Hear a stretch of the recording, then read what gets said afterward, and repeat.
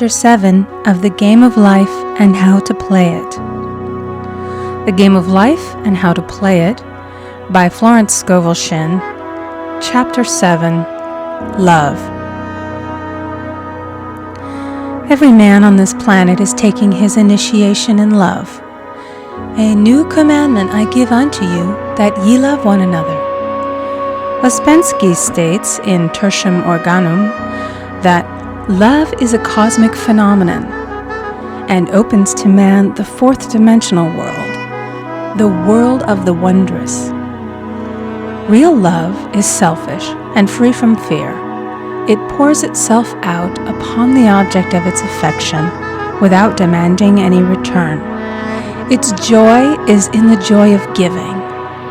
Love is God in manifestation and the strongest magnetic force in the universe. Pure, unselfish love draws to itself its own. It does not need to seek or demand. Scarcely anyone has the faintest conception of real love.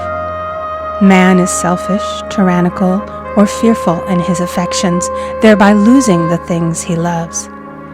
Jealousy is the worst enemy of love, for the imagination runs riot, seeing the loved one attracted to another, and invariably these fears objectify if they are not neutralized. For example, a woman came to me in deep distress. The man she loved had left her for another woman and said he never intended to marry her. She was torn with jealousy and resentment and said she hoped he would suffer as he had made her suffer, and added, "How could he leave me when I loved him so much?" I replied, "You are not loving that man, you are hating him," and added, "You can never receive what you have never given. Give a perfect love, and you will receive a perfect love. Perfect yourself on this man. Give him a perfect, unselfish love, demanding nothing in return. Do not criticize or condemn, and bless him wherever he is." She replied, "No, I won't bless him unless I know where he is." "Well," I said, "that is not real love. When you send out real love will return to you, either from this man or his equivalent. For if this man is not the divine selection, you will not want him. As you are one with God, you are one with the love which belongs to you by divine right." Several months passed, and matters remained about the same, but she was working conscientiously within herself. I said, "When you are no longer disturbed by his cruelty, he will cease to be cruel, as you are attracting it through your own emotions." Then I told her of a brotherhood in India who never said good morning to each other. They used these words, "I salute the divinity in you." They saluted the divinity in every man and in the wild animals in the jungle, and they were never harmed, for they saw only God in every living thing. I said, "Salute the divinity in this man and say, I see your divine self only. I see you as God sees you, perfect, made in his image and likeness." She found she was becoming more poised and gradually losing her resentment. He was a captain, and she always called him the Cap. One day she said suddenly, "God bless the Cap wherever he is." I replied, "Now that is real love, and when you have become a complete circle and are no longer disturbed by the situation, you will have his love or attract its equivalent." I was moving at this time and did not have a telephone, so was out of touch with her for a few weeks, when one morning I received a letter saying, "We are married." At the earliest opportunity, I paid her a call. My first words were, "What happened?" "Oh," she exclaimed, "a miracle. One day I woke up and all suffering had ceased. I saw him that evening and he asked me to marry him. We were married in about a week, and I have never seen a more devoted man." There is an old saying, No man is your enemy. No man is your friend. Every man is your teacher. So one should become impersonal and learn what each man has to teach him, and soon he would learn his lessons and be free. The woman's lover was teaching her selfish love, which every man sooner or later must learn. Suffering is not necessary for man's development. It is the result of violation of spiritual law, but few people seem able to rouse themselves from their soul sleep without it. When people are happy, they usually become selfish, and automatically the law of karma is set in action. Man often suffers loss through lack of appreciation. I knew a woman who had a very nice husband, but she said often, "I don't care anything about being married, but that is nothing against my husband. I'm simply not interested in married life." She had other interests and scarcely remembered she had a husband. She only thought of him when she saw him. One day her husband told her he was in love with another woman and left. She came to me in distress and resentment. I replied, "It is exactly what you spoke the word for. You said you didn't care anything about being married, so the subconscious worked to get you unmarried." She said, "Oh yes, I see. People get what they want and then feel very much hurt." She soon became in perfect harmony with the situation and knew they were both much happier apart. When a woman becomes indifferent or critical and ceases to be an inspiration to her husband, he misses the stimulus of their early relationship and is restless and unhappy. A man came to me dejected, miserable, and poor. His wife was interested in the science of numbers and had had him read. It seems the report was not very favorable, for he said, "My wife says I'll never amount to anything because I am a 2. I replied, "I don't care what your number is. You are a perfect idea in divine mind, and we will demand the success and prosperity which are already planned for you by that infinite intelligence." Within a few weeks, he had a very fine position, and a year or 2 later, he achieved a brilliant success as a writer. No man is a success in business unless he loves his work. The picture the artist paints for love of his art is his greatest work. The potboiler is always something to live down. No man can attract money if he despises it. Many people are kept in poverty by saying, "Money means nothing to me. I have a contempt for people who have it."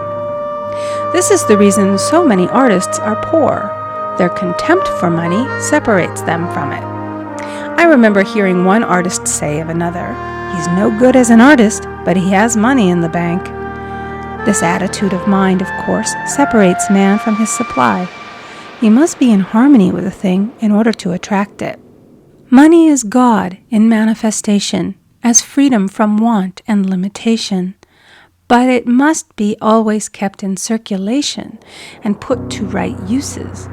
Hoarding and saving react with grim vengeance.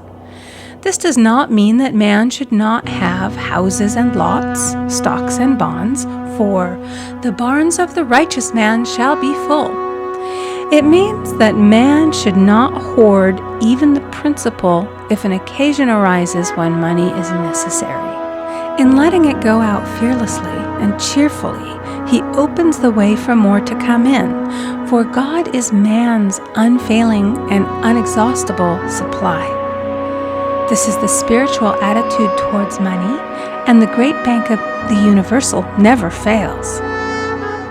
We see an example of hoarding in the film production of Greed. The woman won $5,000 in a lottery, but would not spend it. She hoarded and saved, let her husband suffer and starve, and eventually she scrubbed floors for a living. She loved the money itself and put it above everything, and one night she was murdered and the money taken from her. This is an example of where love of money is the root of all evil. Money in itself is good and beneficial, but used for destructive purposes, hoarded and saved, or considered more important than love, brings disease and disaster, and the loss of the money itself.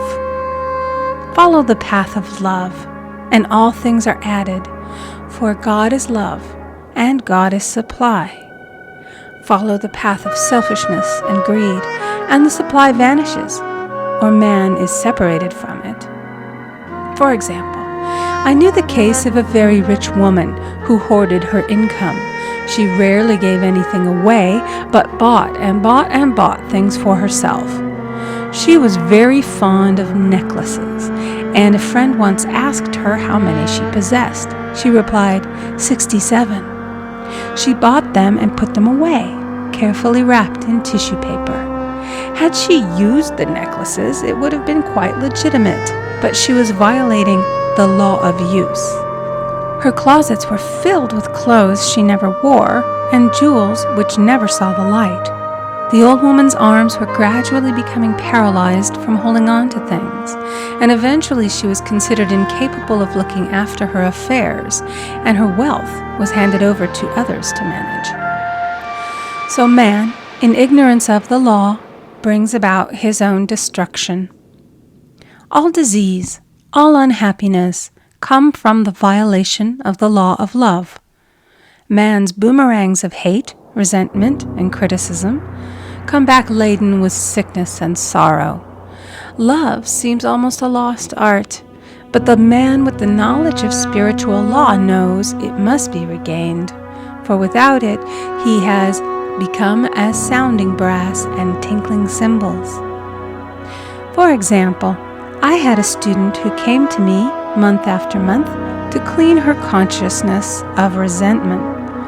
After a while, she arrived at the point where she resented only one woman, but that one woman kept her busy. Little by little, she became poised and harmonious, and one day, all resentment was wiped out. She came in radiant and exclaimed, "You can't understand how I feel. The woman said something to me, and instead of being furious, I was loving and kind. And she apologized and was perfectly lovely to me. No one can understand the marvelous lightness I feel within." Love and goodwill are invaluable in business. For example, a woman came to me complaining of her employer. She said she was cold and critical, and she knew she did not want her in the position. "Well," I replied, "salute the divinity in the woman and send her love." She said, "I can't. She's a marble woman." I answered, "You remember the story of the sculptor who asked for a certain piece of marble? He was asked why he wanted it, and he replied, 'Because there is an angel in the marble.' And out of it he produced a wonderful work of art." She said, "Very well, I'll try it." A week later she came back and said, "I did what you told me, and now the woman is very kind and took me out in her car." People are sometimes filled with remorse for having done someone an unkindness, perhaps years ago.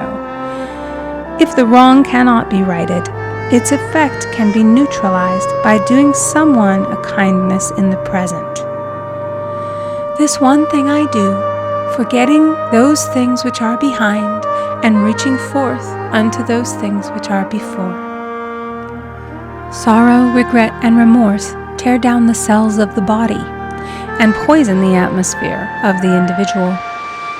A woman said to me in deep sorrow, "Treat me to be happy and joyous, for my sorrow makes me so irritable with the members of my family that I keep making more karma." I was asked to treat a woman who was mourning for her daughter.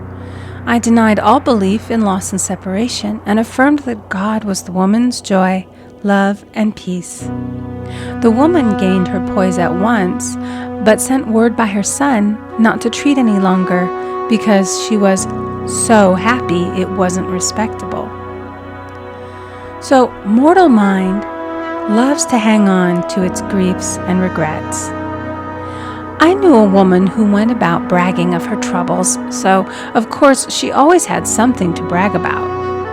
The old idea was, if a woman did not worry about her children, she was not a good mother. Now we know that mother fear is responsible for many of the diseases and accidents which come into the lives of children. For fear pictures vividly the disease or situation feared, and these pictures objectify if not neutralized.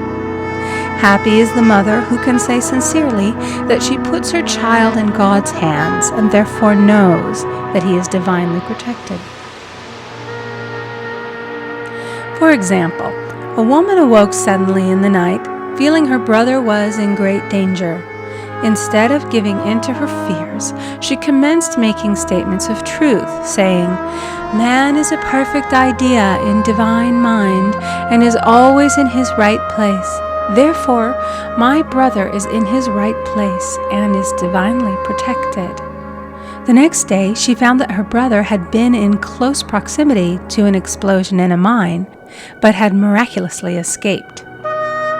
So man is his brother's keeper in thought, and every man should know that the thing he loves dwells in the secret place of the Most High and abides under the shadow of the Almighty. There shall no evil befall thee, neither shall any plague come nigh thy dwelling. Perfect love casteth out fear. He that feareth is not made perfect in love, and love is the fulfilling of the law. End of chapter 7. Recording by Amy Conger.